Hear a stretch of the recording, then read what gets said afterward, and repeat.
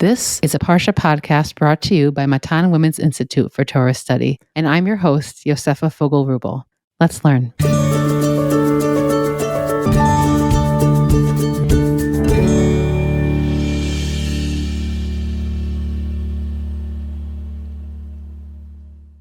Welcome to our Breishit Series. This is our 187th episode and our third return to Breishit. We actually began our Matan podcast on Parshat Shavua for Parshat Shmot. So Parshat Shmot will be our Simchat Torah, and we'll be hopefully having a special episode in honor of our 200th episode then. The book of Breishit is filled with stories and characters who form the backbone of our nation's identity. Each episode of this series explores a different superhero from the parsha. What is meaningful, inspiring, powerful, challenging, and thought-provoking about their behaviors? Our guests will give us a taste of their personal connections to our greatest biblical figures. I will note here that last year we explored the theme of chosenness and choices, and the year before we explored family dynamics. Those episodes are just as relevant now as ever, so feel free to return to those episodes for more content on each week's parsha. This week's episode has been sponsored by Dora Richter in memory of her mother, Chaya Rachel Bat Shmuel Dova Cohen, whose 50th yahrzeit was on the 3rd of Tishrei.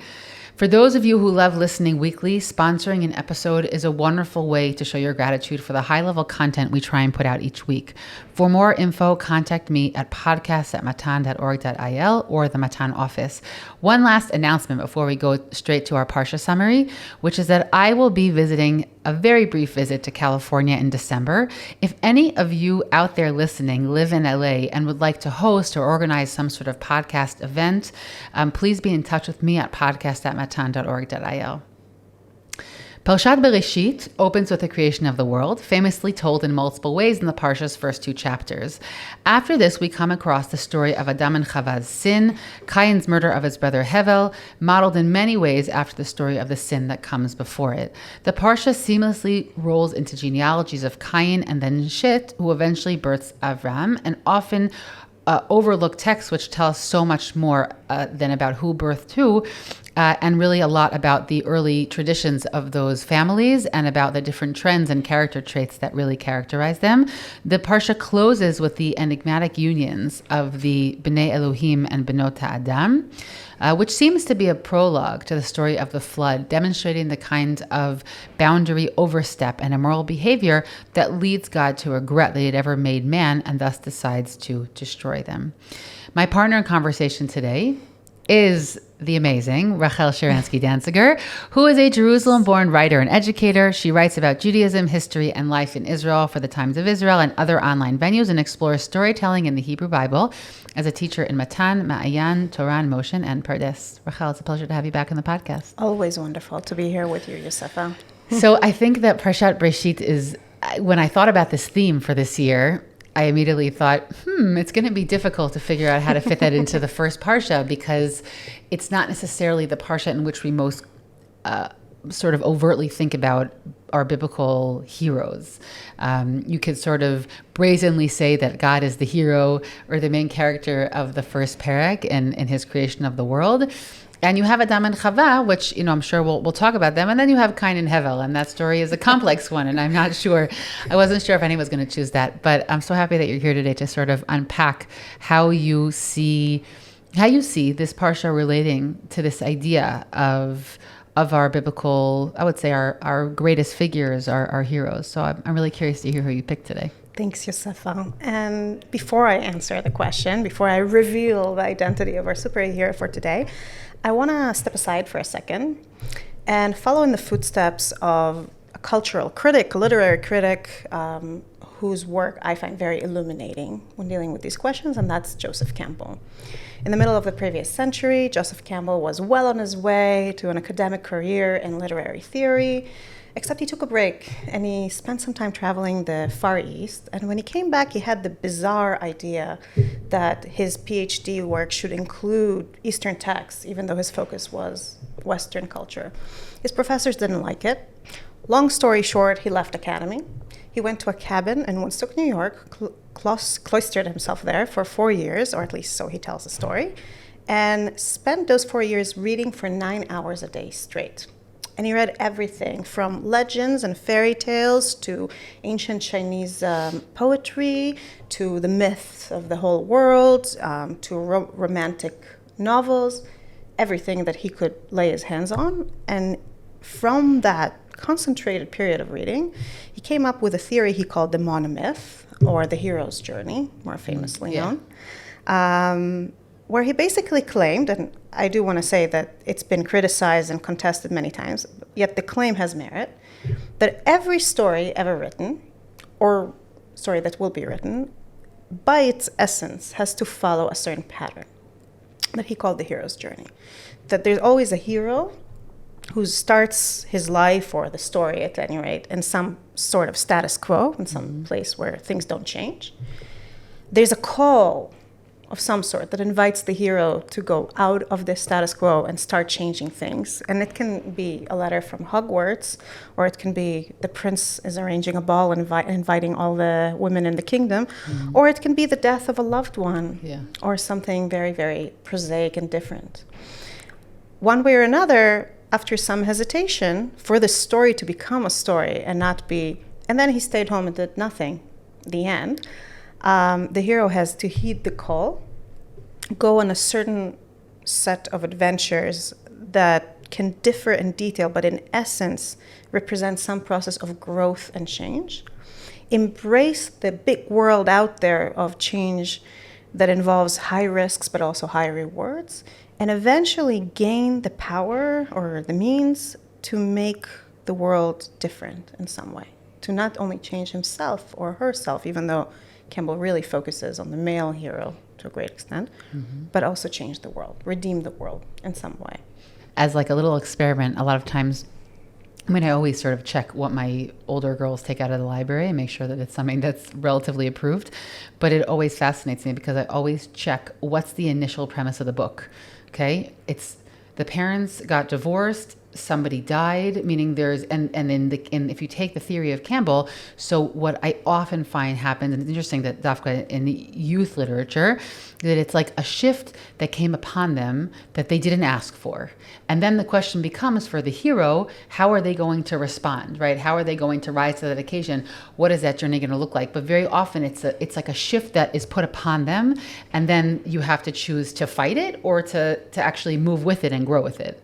Correct. And Campbell talks a lot about that. He calls it a blunder. A blunder happens. Something breaks away. Or life quakes. We like the Bruce Feiler phrase also. A life quake. That life kind of quake. Thing. That's good. And it's important that it's like that it's something that happens to you or something that you didn't choose. Because if it's something you choose, it's still within your horizon of expectations. Yeah. You project your vision of the world and you follow it. And a lot of what makes a story is that your vision, if you're the hero of the world, your understanding, your expectations, your axioms are somehow shaken. And that the possibility for something different and other is there. And at the core of it all lies the premise or the psychological truth, as Campbell put it, that the hero is by essence a hero of becoming, his words, hero of becoming. To be a hero of a story, and perhaps also to be a hero in real life, I'll leave that to you to ponder, you have to be someone who, under stress, with conflicts abounding, in a situation that wasn't necessarily of your choosing, make the choices that lead to growth, that lead to change. In other words, the real poison, the real danger in stories is status. And I find that in an odd way, this theory helps me discover the superhero of Breishit, because I think that the superhero in Breishit isn't a person, it's humanity at large. Adam is a representation of humanity, and then his immediate family is a representation of humanity. And what we're really seeing is first the promise, and I'll explain what I mean by that, of a hero of becoming, coming onto the stage. And then the moments when God calls to him, inviting him, and I'm saying him because first it's Adam, but it could be her also, it's any one of us, to become more. And sadly, time and time again, Adam, Chava, Cain, don't heed the call. When they're faced with that choice you described between going with it, heeding the call, rising to the occasion, or going back to where you were before and remaining in a state of status instead of growth and becoming, they choose the latter. But what I hope we can see is that it's not a tragedy. It's just the beginning of the story. Because their story is important as the beginning of our story. And the rest of the stories of Tanakh and the rest of the history of humanity and our own lives and our own choices right now are all a continuation of that heroic journey that starts in Bereshit. So I'm just going to throw it out here, even though it might be better if we said this at the end, but I just can't help but say that this arc that you're speaking about has been the story of so many people in the past year, where I would say what we would say in even legal terms, koach elyon. I don't know what that phrase in English legal terms, but there's sort of this broader power that has created a change in your life, right? Whether it's any example, whether it is your husband went away to Miluim, or it's, God forbid, the death of a loved one, or the kidnapping of a loved one, or just so much stress that's been created in the home because of all the stresses on the outside. Those are just the specific cases of this year, but so many people have been thrown into a scenario right in the past year where, first you're floundering and you're not sure what to do and you're not sure where to put your feet, and then you have a choice essentially of what to do with yourself. And I'll just say, and it's a little bit in the context, and we spoke in last week's episode that aired, 2 weeks ago, we spoke about the book that you've put out with your co-editors, but I do want to say that there is a sense now that people have built for themselves. I can't bring this to you in research yet, 'cause it doesn't exist, but there is a sense that people have built for themselves a spinal cord or like a backbone that is carrying, meaning while they may be totally stretched thin, that they're carrying themselves differently.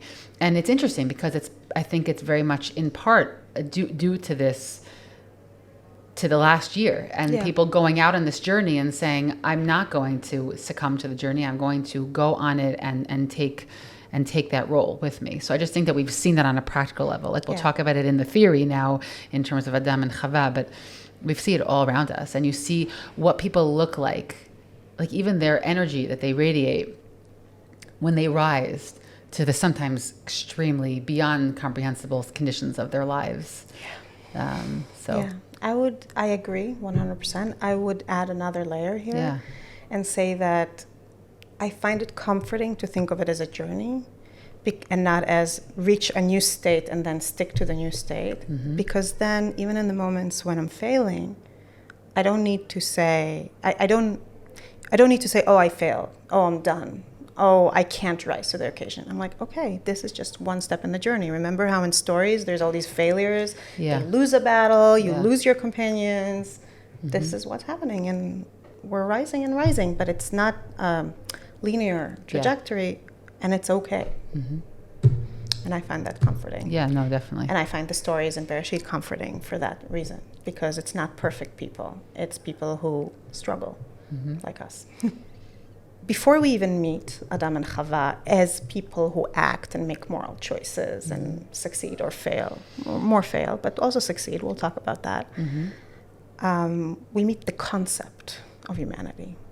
And I should say that I'm talking more about the concept of humanity that's introduced in Bereshit Bet, in the second creation story. Yeah.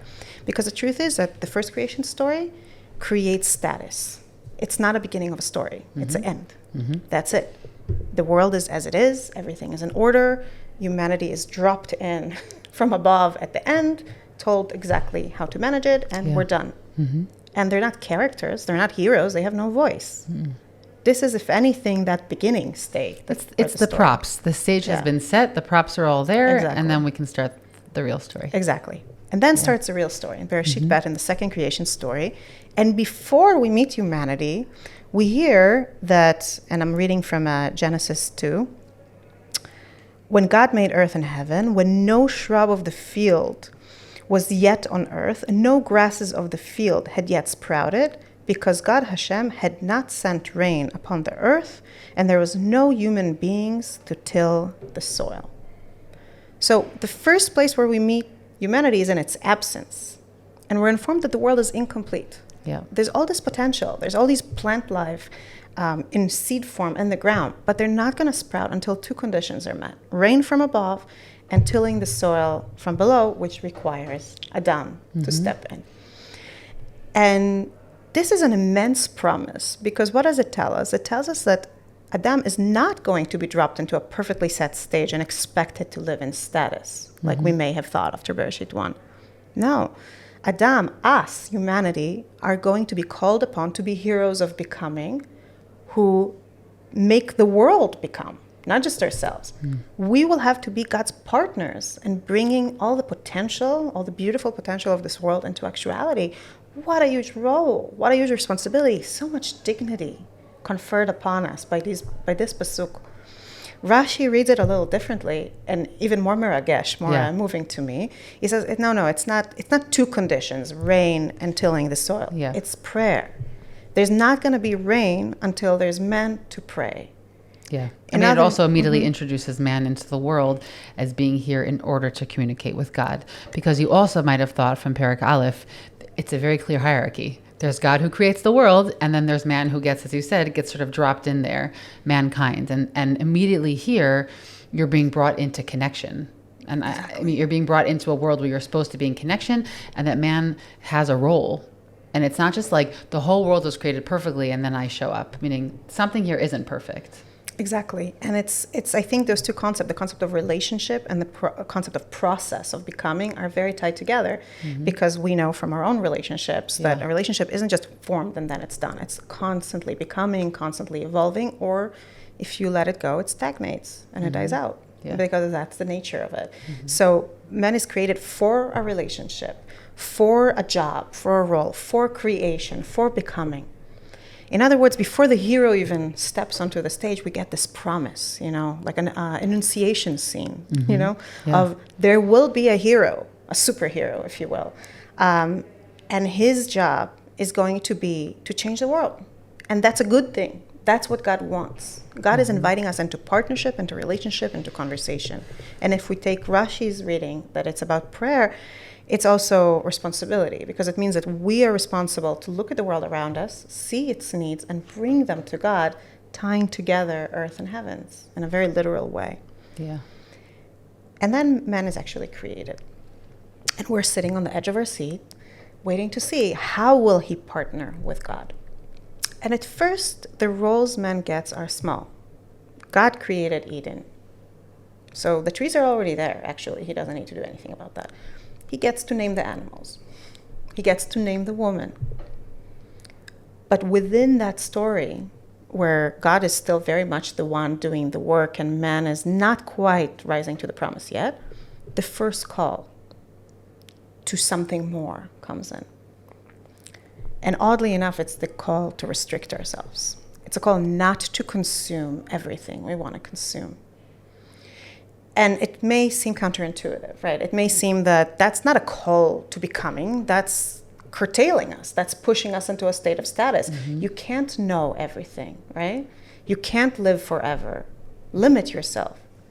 Except, as Rav Soloveitchik beautifully shows in his many works that start with an analysis of Bereshit, the call to restrict ourselves is also a call to spiritually grow, because as long as we take and eat and consume whatever we see, we have no reason to refine ourselves. Yeah, it's like a first practice in mitzvah observance very often, meaning some people even look at it as sort of like a proto-kashrut, right? These are the things you can and can't eat, meaning there's an initial practice of limitation acceptance, and that's a first step to mitzvah observance. It does many things. It also creates many opportunities, but it creates opportunities by limiting other opportunities. Correct. And I would say it's not just practice for living a mitzvot driven life. I would say it's a practice for being a proper, decent, responsible human being, frankly. Yes. Because otherwise you're just selfish. You're just constantly servicing the self. And the second there are things that are out of bounds for you, you start thinking of the world as separate from you. Rav Soloveitchik talks about that a lot, and Levinas talks about it a lot, that it creates the sense of another, other that you can relate to that isn't yours to take. I think it's not coincidence that the order not to eat, the injunction not to eat from it, that comes before the creation of the woman. Because how can you have a respectful relationship with a partner if you don't first absorb that idea that not everything is yours to take, if you so please? Very powerful, yeah. You mentioned the end of the parsha and the Bnei Elohim and Nota Adam before. I think to a great extent the problem in that story, and that's how the Midrash interprets it, is exactly the taking. Yeah. That the powerful see and take whoever they want. And we know that that's the theme that runs through Bereshit, right? The seeing Dinah and taking her. It's this idea that, oh, I see it, it's in my power, I take it, it's mine. That's kind of the opposite of the sort of world and the sort of humanity we want to see.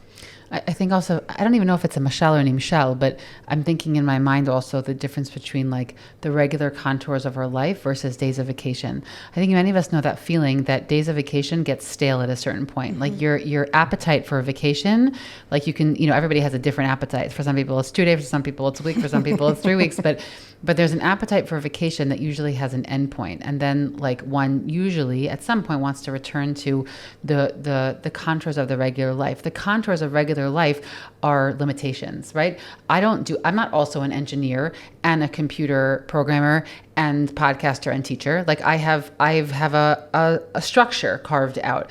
And that structure, while sometimes I think about shifting the boundaries and switching it up and how to make it more creative, the structure is what gives meaning.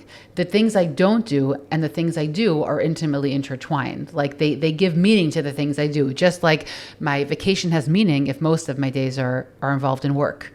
And I think that also is part of it here, is this piece of those limitations are going to make, is going to make other things tasty because that not everything is at your disposal. There's a deep psychology here. Tasty and deeper because you can only become the excellent teacher you are and the excellent podcaster you are by not also spending your time on everything else that comes to your mind. Yeah. It allows for growth also professionally, but I think also spiritually in that regard. Yes. And unfortunately, that call isn't heeded. Mm-hmm. I mean, it's heated for a while, and then it's no longer heated. Then we fail. And again, going back to Campbell kind of gives us the soothing reminder that this is normal. That in the beginning of a story, almost always, it's not a immediate process of something calls to you, and you rise and go. Because that's kind of boring. We want to see that the hero is human, that the hero is afraid of the dangers out there, of the risks of trying to be something more than he was before. Otherwise, we can't relate because we're human also. So it makes sense that the first call you hear, you don't quite rise to. And then comes a second call.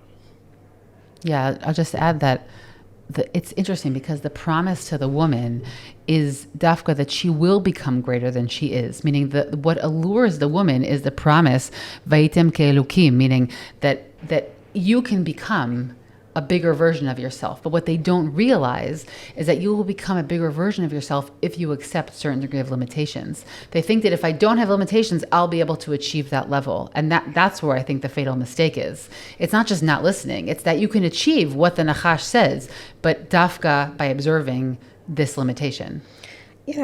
Yes, but okay. I would say that there are certain great achievements in the world that can be achieved by people who break all limitations and do whatever they want or whatever they desire. But are they good changes? Are they good processes? I think it's saying the root of a spiritual life, right? It's not saying, can you be an unbelievable inventor if you ignore everything and stick yourself in a room for 7 years and don't respect? I agree with that. But here it's talking about the saplings of a religious life, right? Of a spiritual life. And I think that in that, this idea of limitation is key. Exactly. And I think that that's a choice we all have to make. We have to make whenever we, if only I would drop my moral limitations or my personal limitations and go for this, I may earn more, succeed more, achieve more, get whatever I want, but will it be worth it? Right. Because my progress will be, the way I envision it, horizontal instead of perpendicular. Yeah. In the sense that I will get more of the world at my disposal, but I myself will not become the person I can be. Yeah. But that's not the end of the story, which is, I think, reassuring, January. Because this call, immediately upon being rejected or refused, as Campbell calls it, is followed by another call. God comes and says, Ayeka. And that is a call also. That is a call to stand up and take responsibility, to own who we are, to say, yes, we did something, but it's us. Mm-hmm. It's who we are. We did it. We own it. What do we do now? And Adam and Chava don't heed that call either. They hide. They hide. First, before God even comes, they hide from each other, from themselves. They see each other. They're embarrassed by their nudity, and they hide. Then in clothes, like they make themselves this makeshift clothes and hide. Then God comes with his Ayeka. They hide in the trees. Then they hide behind excuses. He asks Adam, what did you do? And he says, it's the woman that you gave me. She told me to do it. He turns to the woman and says, what did you do? And she says, it's a snake. And in that moment, they are refusing a call that in some ways is deeper. Because it's not just the call to behave in certain ways, to limit the way we interact with the world. It's a call to be honest in our dealings, first and foremost with ourselves, Mm-hmm. and then with others. Mm-hmm. And to own to who we are, to take responsibility. We know from other stories in Tanakh, but frankly from our own lives, that owning up frees you. It liberates you to move forward in a way that always hiding from yourself is not really allowing you to do. Yeah. And God is offering them liberty. That's what I hear Such when a God is great calling them. word. Wow, Rachel. Okay, He's offering them liberty. I have chills from that. Yeah. Yes. He's freeing them from their own natural intuitive response to cover. Yes, he's offering them to be in the sun. Yeah. And they refuse. They refuse that too. And they're exiled for it. They can no longer live in Eden. But before I get to the third call, which happens in the next And generation. I have to tell you a story, but yes, finish your sentence. I have a crazy story. Before they get to the third call, I do want to point out the silver linings here, because it's already becoming so sad and depressing. And honestly, we all did so much sad this year. Let's stick to happy. Yes. let's look Bring for in some uplifting. triumph. Yeah. Yeah. Remember the promise? The promise was, on the most basic level, that men will till the soil. Now, we read a lot into it, that he will be partnered with God, they'll be in a relationship. That promise is fulfilled, even after those two refused calls. Yeah, but it's framed as a curse. It's framed as a curse. Interestingly, Rav Yoni Grossman, in his work on Genesis, says that it's actually both a curse and not a curse. Like, if you read it carefully, it's almost as if we're coming back to the beginning point where we said there was no plans, there was no this, because there is no man yet.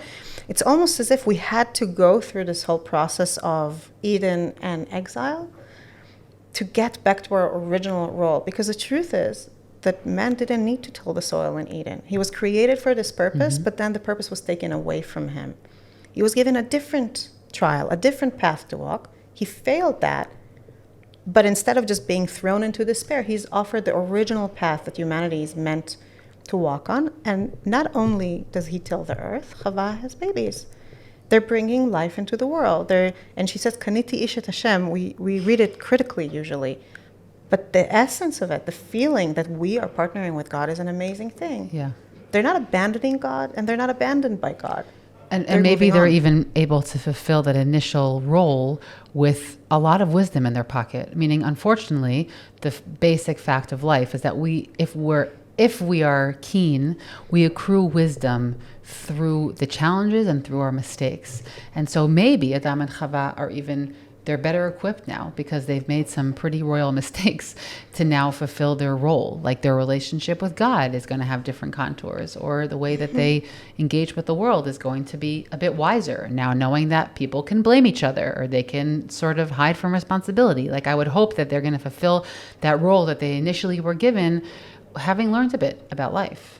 Yeah, absolutely. And I would say more than that. I would say that we talked in the beginning when we talked about the hero's journey, about how the beginning, especially in YA, in young adult books, is that something is forced on you from the outside.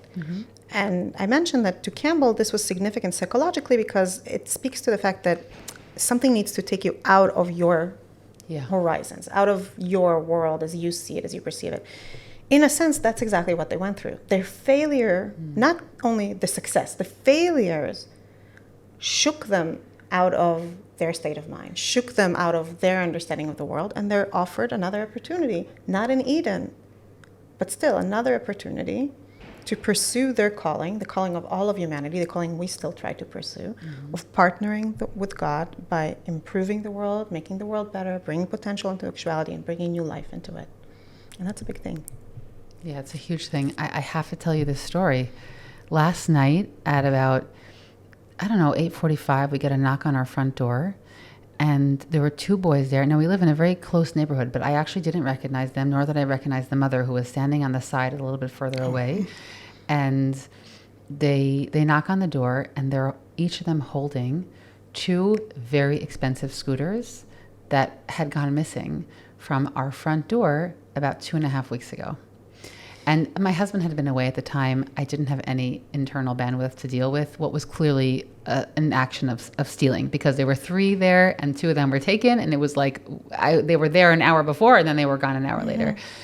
And I looked at them completely in shock. And they start having this Gan Eden moment where they're like kind of hiding themselves with clothing, like, well, we found these. And then the mother on the side goes, this is all in Hebrew, if you have something to say it completely. And then the other boy goes, we were really, really stupid, and we took these from the front of your house. And then they handed me 2 lollipops, and they said, I'm sure that whoever this was taken from was really sad. So this was, I would imagine, like a 9 and 10-year-old boy. Wow. And like, just to give it to them, tell them that we're really sorry. And my kids were already, the ones who it belonged to were already in bed. I wasn't going to bother them, but I was floored. And then I was like in tears, and I then said to them, like, it's a Seder to make tshuva. That's when we're recording this. It's really moving that you've come to bring this back to us, and I really appreciate it. And then the mother, she also apologized. She said it took us a while. I had no idea where they came from. It took me a while to figure out what had even happened, and it was so moving. And it was that moment where, because even in the moment where they came to apologize, they hemmed and hawed for a moment. You know what I'm saying? They wanted to hide, and I said to them, I looked at them and I said, "You're so brave, both of you." I said, it is not easy to come and do what you're doing. You're so brave. And then they left, and that was the whole thing. I was so moved. I closed the door to the house, and I said to my husband, I can't believe what just happened. And it's that moment, and you can see when people make that choice. And I love what you said before about, like, there are so many moments as a professional, in whatever profession you're in, where we have to choose to be like candid, or are we going to hide behind something? It could be so simple, from like insinuating that we have more experience in something than we really do, or making it sound like we've read a lot more than we've actually read, or there's so many ways that we can fib a little bit. And I'm not saying there isn't room for that in certain levels, but like, there are these moments where we can choose to show up with candor, and moments where we can shirk that responsibility. And I just was thinking about that, because no matter what profession you're in, it comes up. It has nothing to do with Torah. It has to do with being a human, and our human desire sometimes to want to like cover up or like beef up what's actually going on. Yeah. And to a great extent, I think we're shortchanging mostly ourselves when we do it, even if it's hard to see it in the moment. The story you just said gave me chills. I'm so moved that these kids are mitaknim. Mamash. They're redeeming our ancestors' moments of failure. This is the hero's journey, and they're continuing it. Mamash. May they, may they just keep rising. Yeah, without first stealing. But Yes. Also, kol hakavod to their mother. Mamash. It must have been a difficult process to bring them to this place. Mamash. It was, wow. It was a wow moment. Wow. I do want to get to the next generation of humanity. Yes. Because if our superhero is humanity, then the first generation is just the beginning. Yeah. And then the next step is the second generation. And I want to start with Shevach.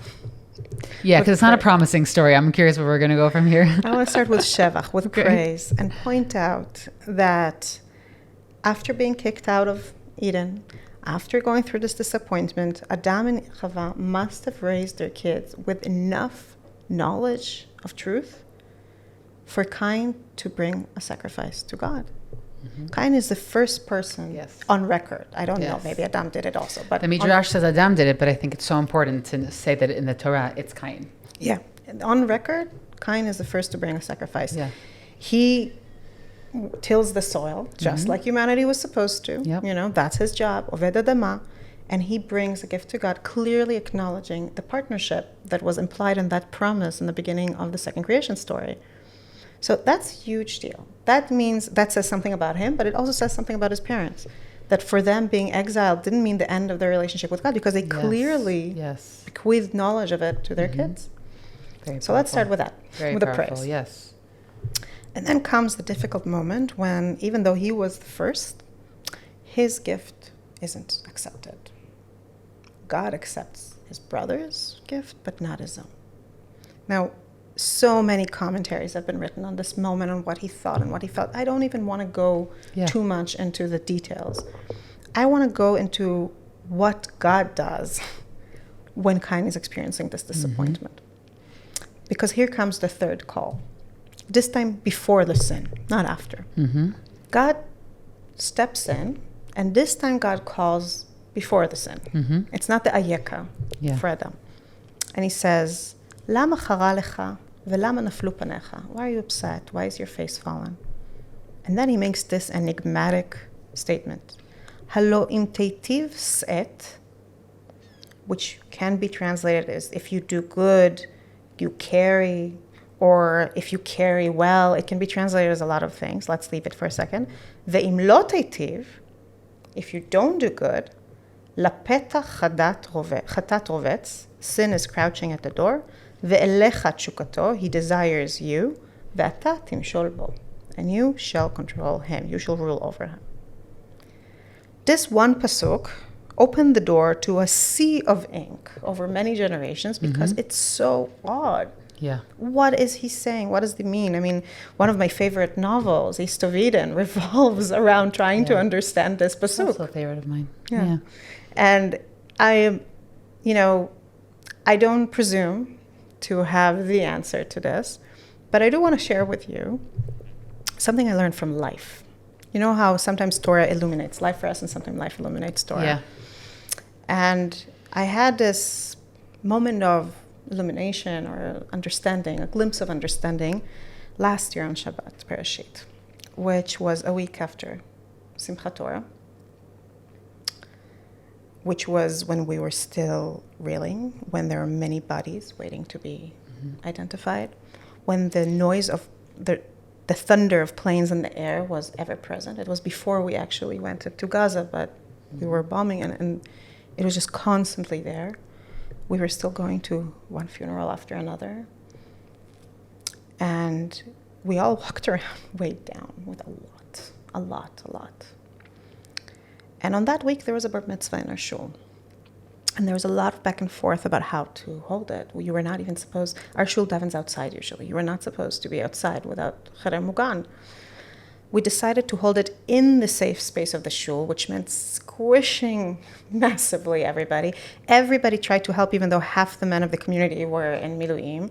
We all cut vegetables and prepared cakes and went to clean the safe room so that there'd be space for it. And we got together and we stood there, and it was so uncomfortable. I'm being honest. It was very uncomfortable, but we celebrated a young boy's, ascent to Jewish adulthood. And it felt so meaningful. It felt like we're doing something meaningful together. We're not allowing ourselves to just sink into despair.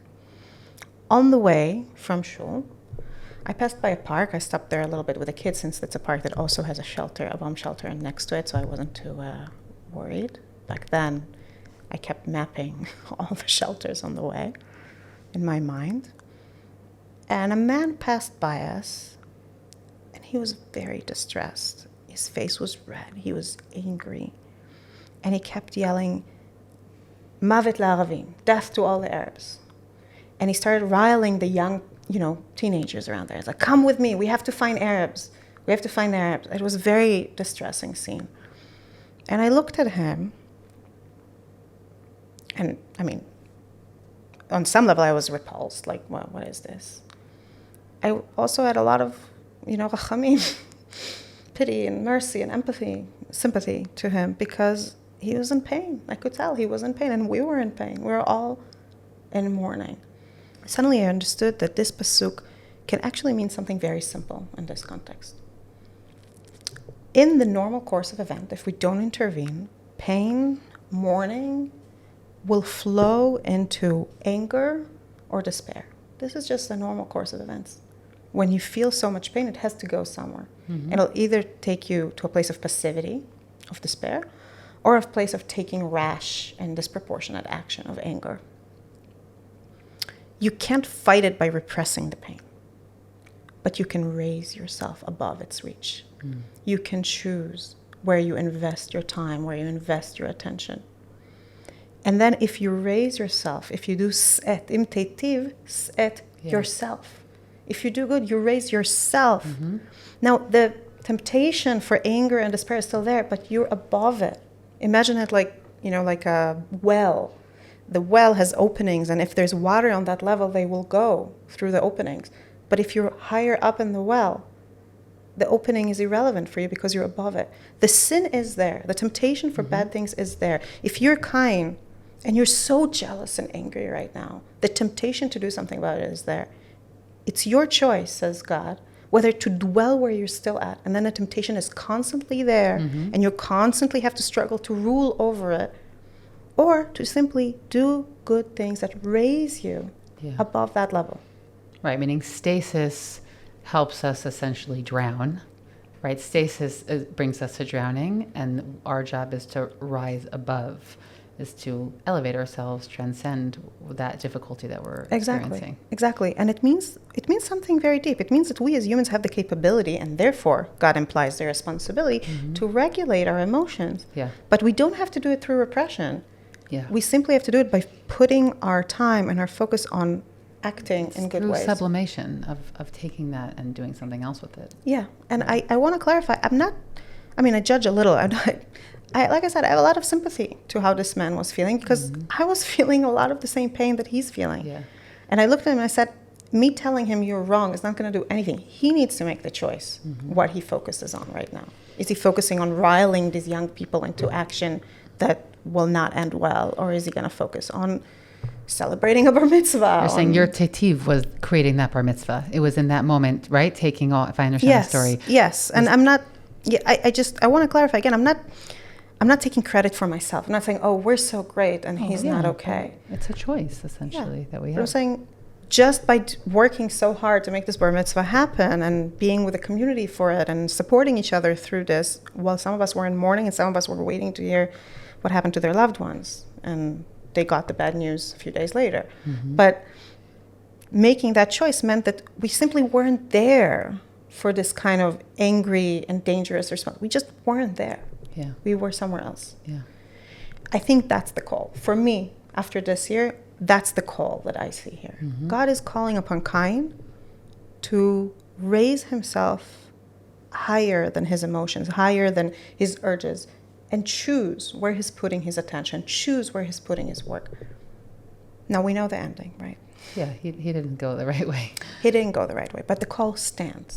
It stands for all of us. We're not done. Yeah. It's b'kol dov v'dov.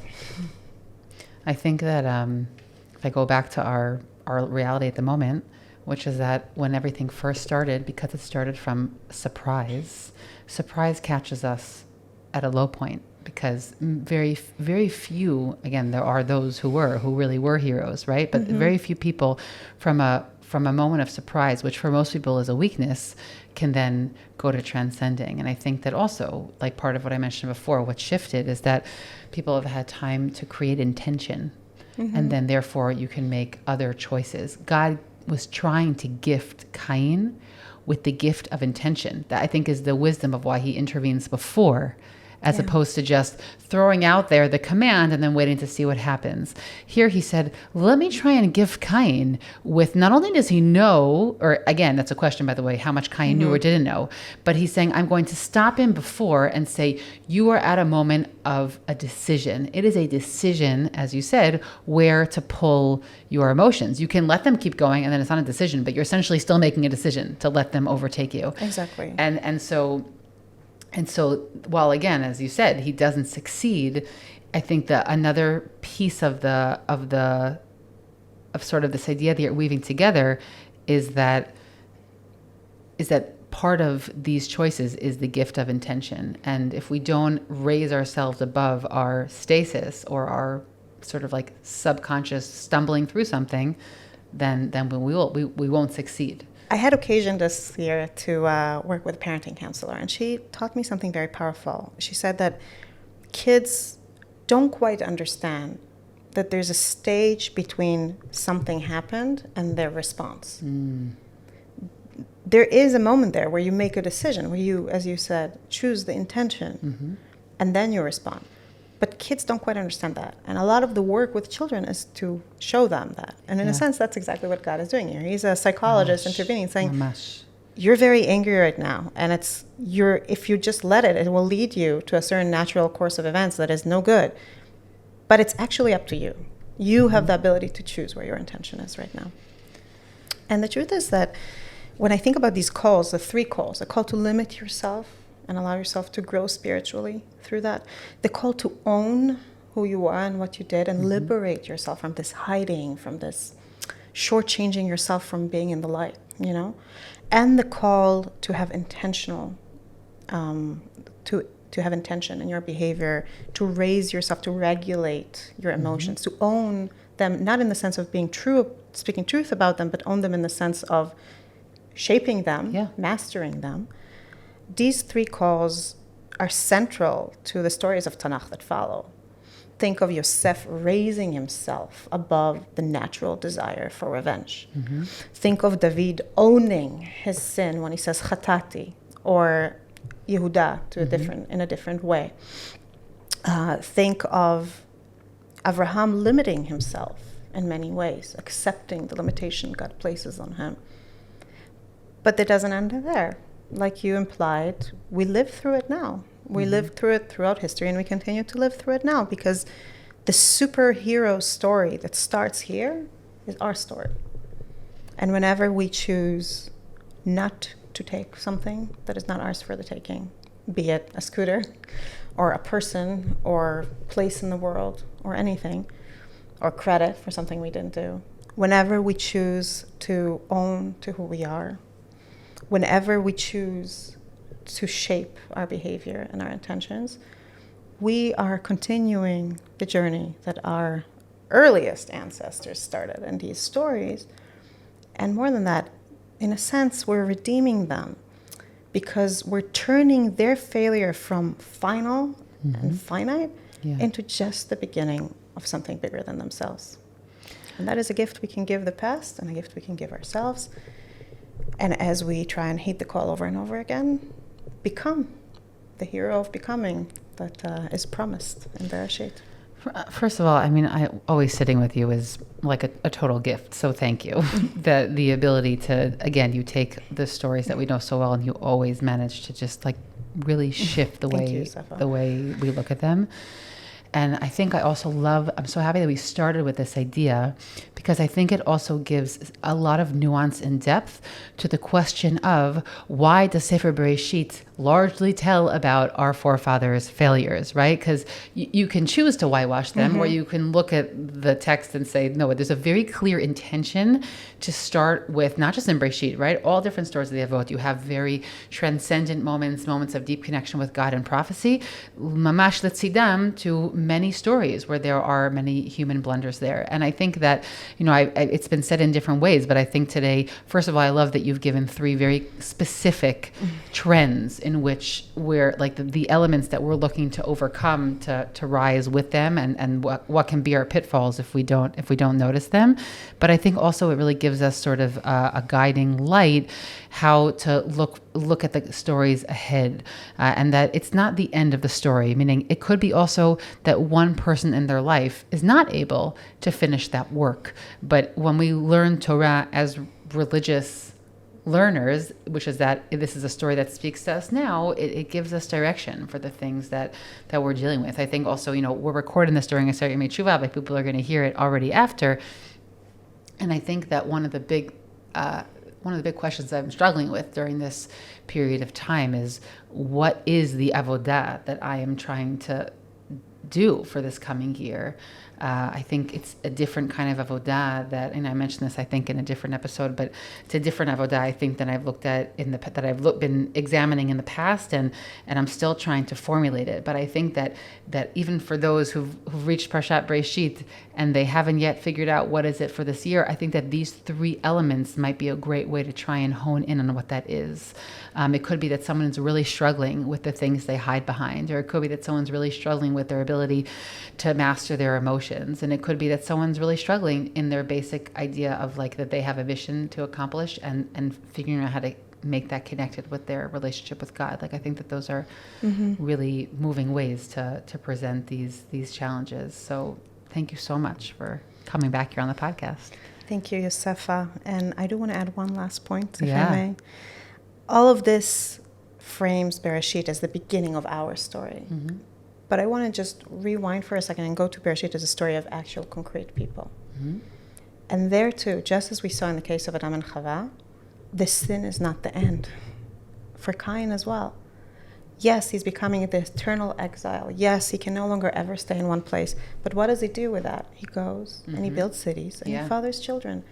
And I think that's another reminder that I find very poignant this year after everything we lost. And I'm not saying that what we lost is because we sinned. That's not my point. But we lost so much that it's very tempting to just crawl into a wall sometimes and cry in bed and not get up.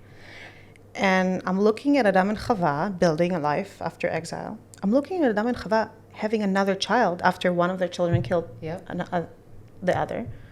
I'm looking at Cain fathering children and building cities, and I'm saying humanity as a whole, but also every individual, have an amazing capacity to rise up and go on. And my bracha for myself, for you, for Am Yisrael this year is that we will find the fortitude to do so. Amen. Thank you, Rachel. Thank you, Yosefa. Thanks for listening to this week's episode from Matan Women's Institute for Torah Study. If you would like to sponsor an episode, please contact the Matan office or email me at podcast@matan.org.il. Please do us and all women's Torah learning a favor and share this episode with all of your friends and family.